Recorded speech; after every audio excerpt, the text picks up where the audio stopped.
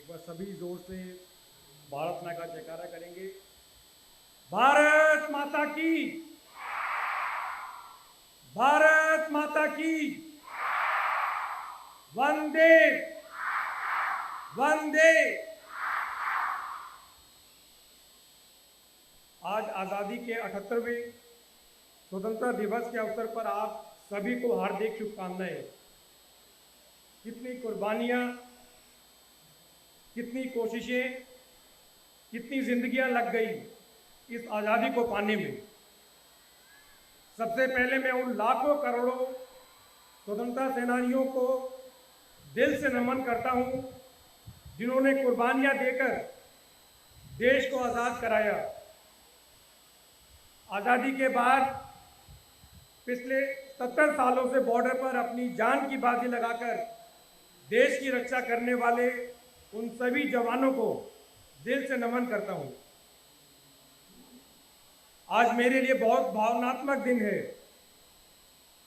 मेरी भावनाएं दो तरह से आज के दिन से जुड़ी हैं। आज हम ये दिन इसलिए देख पा रहे हैं क्योंकि हमारे देश के न जाने कितने वीर सपूतों ने जान की बाजी लगाकर हमें यह आज़ादी दिलाई। लेकिन मेरा दिल ये सोचकर व्यथित है कि 70 साल के आज़ादी के बाद भी उन वीर सपूतों के बलिदान से हासिल भारतीय लोकतंत्र में लोकतांत्रिक रूप से चुने हुए मुख्यमंत्री अरविंद केजरीवाल जेल के सलाखों के पीछे हैं और आज उनकी जगह मुझे उपस्थित होना पड़ रहा है। मैं आज इस तिरंगे के नीचे खड़े होकर बड़े गर्व के साथ ये कह सकता हूं कि अरविंद केजरीवाल आधुनिक स्वतंत्रता सेनानी हैं। केजरीवाल जी ने दिल्ली की जनता के काम करने की सजा जेल जाकर काटना स्वीकार किया, लेकिन लोकतंत्र के खिलाफ खड़ी ताकतों के आगे झुकना व टूटना स्वीकार नहीं किया। लोकतंत्र में विश्वास रखने वाले हर एक व्यक्ति के लिए यह चिंता और चिंतन का विषय है। क्या इसलिए हमें आज़ादी मिली थी कि एक दिन चुने हुए मुख्यमंत्री को जेल में डाल दिया जाएगा? बिल्कुल नहीं। हमें आज़ादी इसलिए मिली थी कि हम देश को अशिक्षा, गरीबी, बेरोजगारी और बीमारी से मुक्ति दिला सकें। केजरीवाल जी ने देश की जनता को इसी से मुक्ति दिलाने की पहल दिल्ली से शुरू की। केजरीवाल जी ने अपनी जनता के लिए मुफ्त बिजली, मुफ्त पानी, शानदार शिक्षा, बढ़िया इलाज और विश्वस्तरीय परिवहन की व्यवस्था करके अशिक्षा, गरीबी, बेरोजगारी और बीमारी से मुक्ति दिलाने की सकारात्मक पहल की।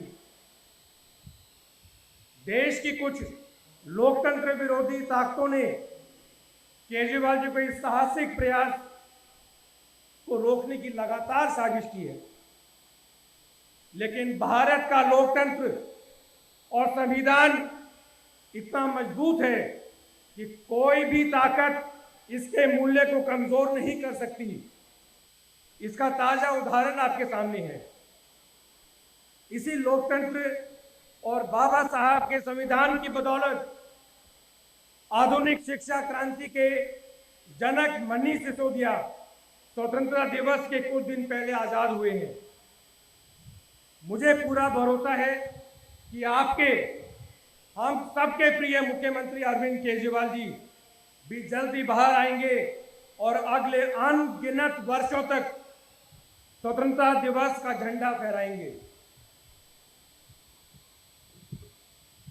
लोग कहते हैं कि सारी सरकारें एक जैसी होती हैं, लेकिन केजरीवाल सरकार इससे बिल्कुल अलग एक साफ सुथरी, अच्छे पढ़े लिखे लोगों की ऐसी टीम बनाई जो किसी भी समस्या के तह तक जाकर उसका समाधान निकाल सके। केजरीवाल सरकार ने आज साबित कर दिया कि अगर नीयत साफ हो, सरकार ईमानदार हो, तो सब कुछ हो सकता है।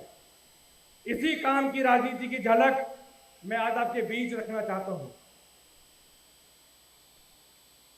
हमारे देश में कई हिस्सों में कई कई घंटे बिजली नहीं आती, लेकिन दिल्ली में 24 घंटे और मुफ्त बिजली आती है। ऐसा इसीलिए संभव हो पाया क्योंकि हमारी सरकार की नीयत साफ है और सरकार ईमानदार है। हम सबके लोकप्रिय मुख्यमंत्री अरविंद केजरीवाल जी ने दिल्ली में सबको 200 यूनिट तक बिजली माफ और 400 यूनिट तक हाफ की है। ये दिल्ली में नहीं, पूरे भारत देश में संभव है।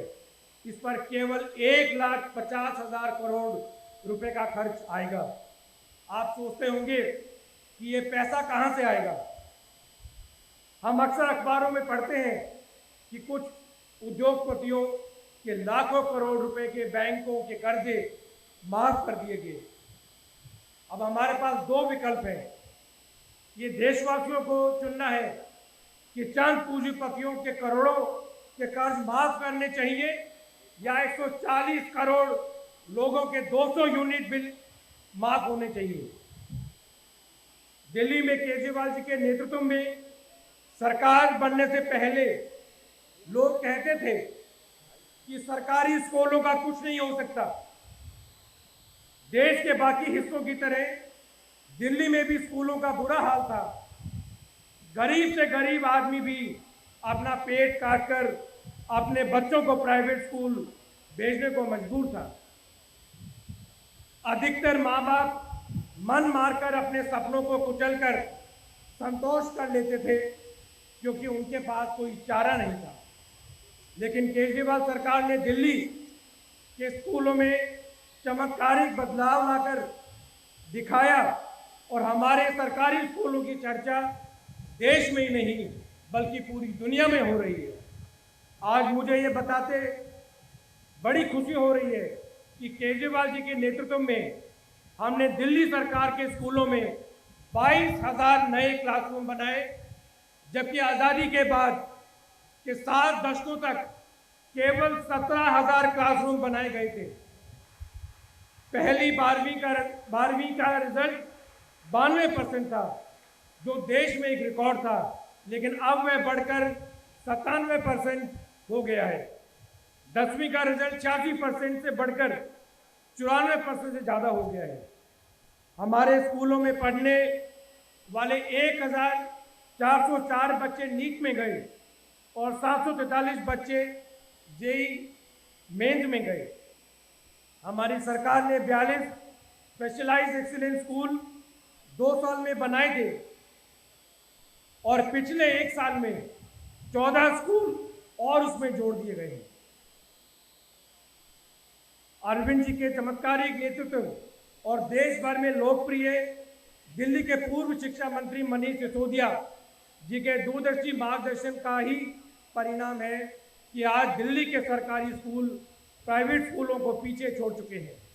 आज 4 लाख से ज़्यादा बच्चे प्राइवेट स्कूलों को छोड़कर दिल्ली के सरकारी स्कूल में आ गए हैं। मुझे पूरा यकीन है कि बाबा साहब अम्बेडकर को इस बात पर गर्व होगा कि 70 साल के बाद ही सही देश में एक ऐसी सरकार आई जो गरीब बच्चों को विश्व स्तरीय शिक्षा देने का काम कर रही है। केजरीवाल जी का दृढ़ मानना है कि जब तक हमारे देश में पैदा होने वाले हर बच्चे को अच्छी शिक्षा नहीं मिलेगी, तब तक हमारे देश विश्व गुरु नहीं बन सकता। माननीय मुख्यमंत्री अरविंद केजरीवाल जी का सपना सिर्फ गरीबों को गरीबी दूर करना नहीं, बल्कि हर गरीब को अमीर बनाना है। गरीबी दूर करने का स्लोगन तो हम बहुत लंबे समय से सुनते आ रहे हैं। देश का हर गरीब तब अमीर बनेगा जब उसके बेटे बेटियां को शानदार और मुफ्त शिक्षा मिलेगी और वो इंजीनियर, डॉक्टर, वकील बनेंगे। केजरीवाल सरकार द्वारा बनाए गए शानदार सरकारी स्कूलों ने ऐसे कई उदाहरण पेश किए हैं जिनमें संघर्ष की कहानियां सुनकर हमारी आंखें भर जाती हैं। दिल्ली में एक पिता मजदूर है, वो कड़ी मेहनत करके 4 से 5 हजार रुपये किसी तरह कमाते हैं। उनका एक बेटा दिल्ली सरकार के स्कूलों में पढ़ रहा था पहली बार, और पिछली बार उसका इंजीनियरिंग में एडमिशन हो गया। अब वो इंजीनियर बनने वाला है। इंजीनियर बनने के बाद उसकी सैलरी कम से कम 1 लाख रुपए महीने की होगी और उसके परिवार की गरीबी दूर होगी। इस तरह के कई उदाहरण हम गिना सकते हैं। इसीलिए केजरीवाल जी बार बार इस बात पे जोर देते हैं कि जब हमारे देश के हर बच्चे को अच्छी शिक्षा मिलेगी, तब जाकर हमारा देश विश्वगुरु बनेगा। दिल्ली में केजरीवाल जी के नेतृत्व में सरकार बनने से पहले तक लोग कहते थे सरकारी अस्पतालों का तो कुछ नहीं हो सकता। हर व्यक्ति की सबसे बड़ी चिंता यही होती है कि उसके घर में कोई बीमार ना पड़े, और अगर कोई बीमार पड़े तो उसका सस्ता और अच्छा इलाज मिल सके। केजरीवाल सरकार ने इस सच्चाई को बहुत करीब से परखा, समझा, देखा और दिल्ली राज्य का 15% बजट हेल्थ को अलॉट किया है, जबकि अन्य राज्य औसतन सिर्फ 5 से 6% बजट अलॉट ही कर रहे हैं। हमारी सरकार ने ऐसा इसलिए किया ताकि दिल्ली की जनता को अपनी बचत से ये खर्च ना करना पड़े। पूरी दिल्ली में 540 मोहल्ला क्लिनिक खोले गए, जहां हर रोज 65,000 लोगों को फ्री इलाज, 165 तरह की फ्री दवाइयाँ और 90 लैब टेस्ट की सुविधा मुफ्त मिलती है।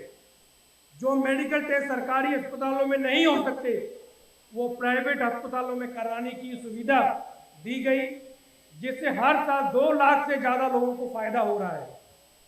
फरिश्ते स्कीम के तहत सड़क पर दुर्घटना होने पर उस व्यक्ति का सबसे अच्छा इलाज अस्पतालों में हो सके, चाहे वो महंगे प्राइवेट अस्पताल ही क्यों ना हो। उनमें केजरीवाल सरकार ने अच्छे इलाज की सुविधा दी। केजरीवाल सरकार ने दिल्ली के अस्पतालों में बेड्स की संख्या 9,500 से बढ़ाकर 13,700 कर दी गई। आज दिल्ली के काम में तमाम रोड़े हटाने के बावजूद 11 नए अस्पताल का निर्माण हो रहा है और 14 मौजूदा अस्पतालों का नवीनीकरण हो रहा है, जिससे कि दिल्ली वालों को भविष्य में अतिरिक्त 12,000 से भी ज़्यादा बेड की सुविधा मिल सके, ताकि किसी को इलाज के लिए बहुत लंबी लाइन में ना खड़ा होना पड़े और उसे सही समय पर सही इलाज मुफ्त में या कम से कम पैसे में इलाज हो सके। दुनिया के हर विकसित देश में वही सरकार अपने लोगों को मुफ्त इलाज देती है। हमारी सरकार ने दिल्ली के हर गली में मोहल्ला क्लिनिक बनाए। अगर आपको छोटी सी बीमारी होती है तो वहाँ दवाइयाँ मुफ्त हैं, टेस्ट मुफ्त हैं, आपका सारा इलाज मुफ्त हो जाता है।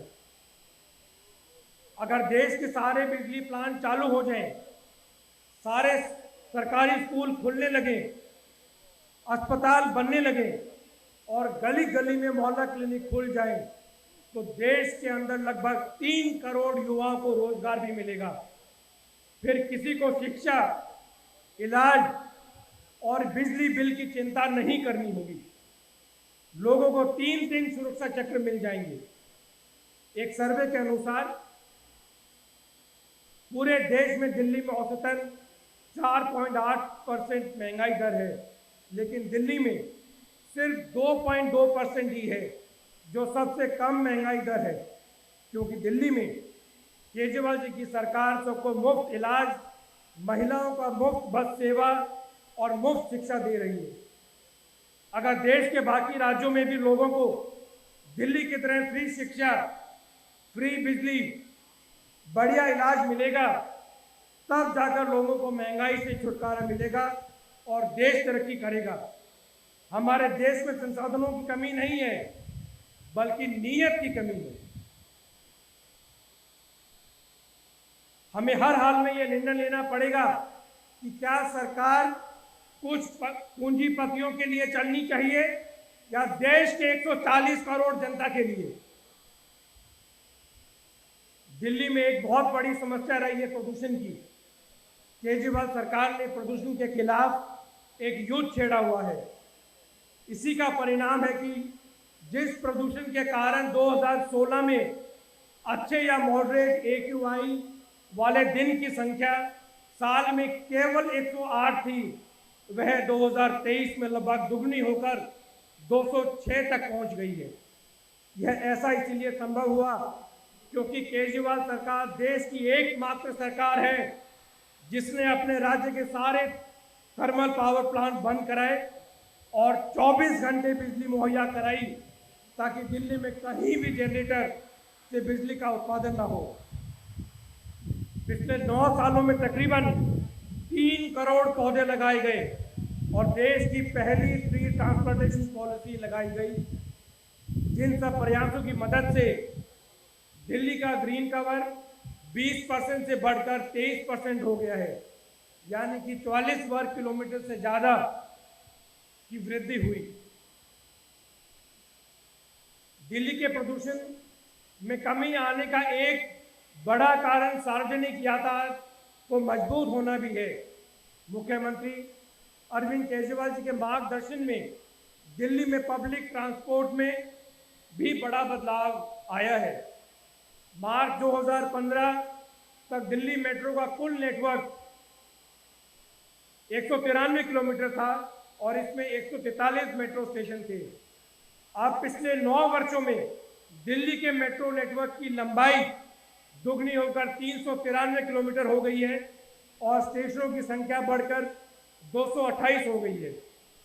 दिल्ली में न केवल मेट्रो का दायरा बढ़ा है बल्कि यहाँ बसों की संख्या में भी उल्लेखनीय वृद्धि हुई है।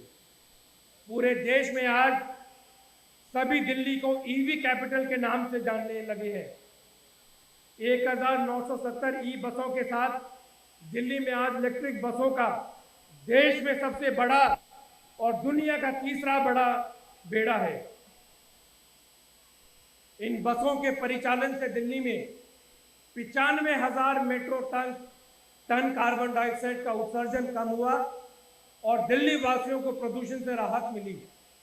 यह 45 लाख पेड़ लगाने के बराबर है। आज दिल्ली में 7,683 आधुनिक बसों की शानदार फ्लीट है जो दिल्ली में अब तक के इतिहास में सबसे ज़्यादा है।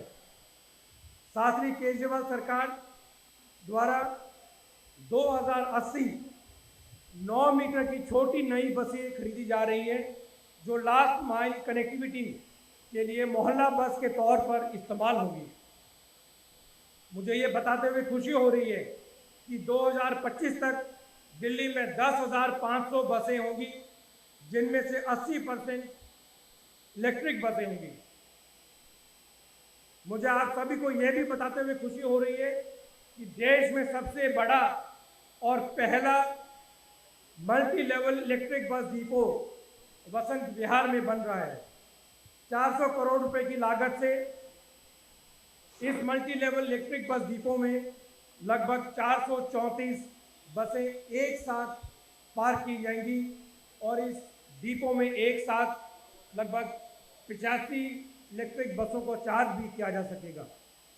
पब्लिक ट्रांसपोर्ट व्यवस्था के साथ साथ केजरीवाल सरकार ने इलेक्ट्रिक वाहनों को भी काफ़ी बढ़ावा दिया है।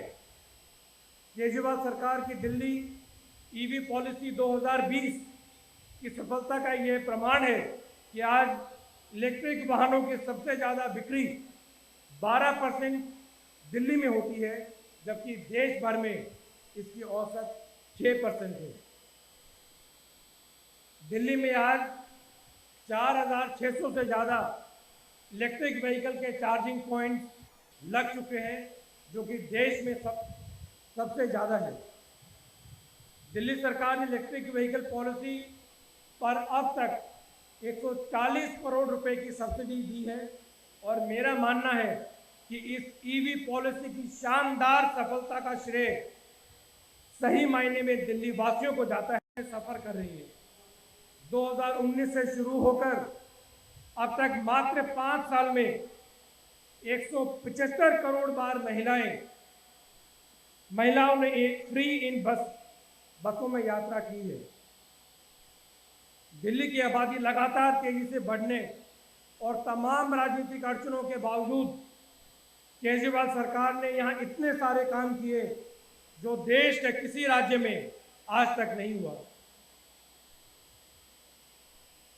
केजरीवाल सरकार की नई सोलर नीति 2024 में देश को नई ऊंचाइयों पर ले जाने के लिए तैयार है।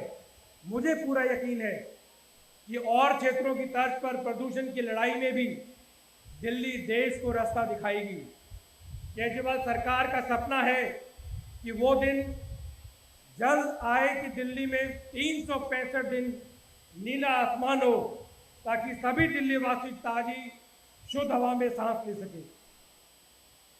यह सारे काम पिछले 9 सालों में दिल्ली के लोगों के जीवन में जो मूलभूत बदलाव आए हैं उसका एक छोटा सा उदाहरण है, और यह दर्शाता है कि हमारे सबके लोकप्रिय मुख्यमंत्री अरविंद केजरीवाल जी सिर्फ एक नाम नहीं है, बल्कि विपरीत परिस्थितियों में भी काम करने की पहचान है, एक सोच है और एक विचार है। केजरीवाल जी जब से दिल्ली के मुख्यमंत्री बने हैं, उनका सामना हर दिन एक नई चुनौती से होता रहा है, और हर उस चुनौती को हराकर वह दिल्ली की जनता के लिए ऐतिहासिक काम करते रहे हैं। उनके सारे अधिकार छीन लिए गए, लेकिन फिर भी उन्होंने दिल्ली का कोई काम रुकने नहीं दिया। सुप्रीम कोर्ट ने दिल्ली के अधिकारियों के ट्रांसफर पोस्टिंग की पावर केजरीवाल को दी थी, लेकिन दिल्ली वालों के लोगों का लोकतांत्रिक अधिकार छीनने के लिए पहले एक अध्यादेश लाया गया और फिर कानून पास कर दिया। इस तरह दिल्ली के लोगों के लोकतांत्रिक अधिकार छीन लिए गए हैं। दिल्ली के चुनी हुई सरकार के काम करने की क्षमता छीन ली गई है। इसके बाद भी केजरीवाल जी ने कोई काम रुकने नहीं दिया, और आज मैं इस जगह से फिर केजरीवाल की तरफ से दिल्ली की 2 करोड़ जनता को आश्वस्त करना चाहता हूं कि जो मर्जी हो जाए, जितनी मर्जी पावर छीन ले, लेकिन जनता का काम जारी रहेगा। आपकी फ्री बिजली, महिला को बसों में फ्री सफर आगे भी जारी रहेगा। केजरीवाल सरकार राम राज्य की अवधारणा पर काम कर रही है। केजरीवाल सरकार का मूल मंत्र है सर्वे भवन्तु सुखिनः सर्वे सन्तु निरामया। मैं बच्चों से अनुरोध करूंगा, एक बार सभी बिल्कुल